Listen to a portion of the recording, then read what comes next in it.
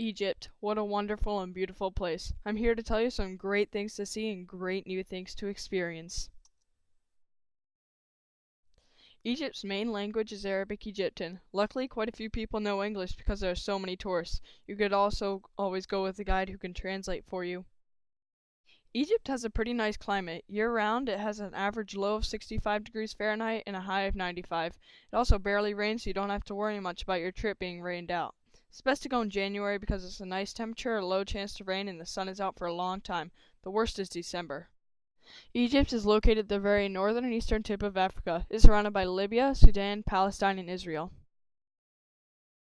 Egypt has its own currency. They use the Egyptian pound. It's worth $0.18 US and $0.66 Qatari riyals. Egypt has a very Arab culture. They eat many different foods like hummus and bread and falafel.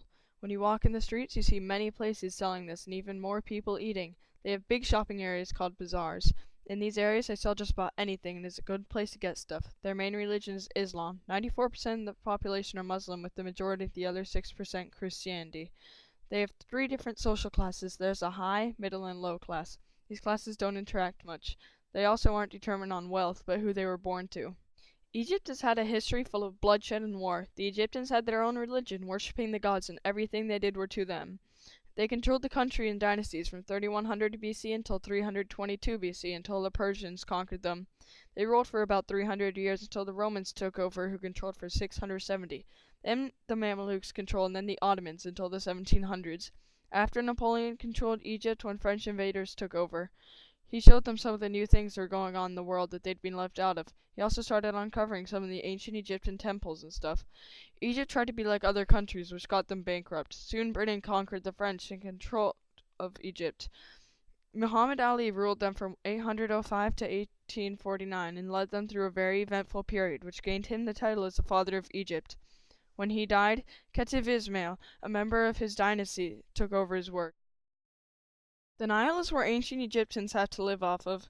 It's the largest river in Egypt, and many people live there. They used to use it for water, to grow crops, and bathe in. It's also a nice place to go to and look at the felucca boats go by.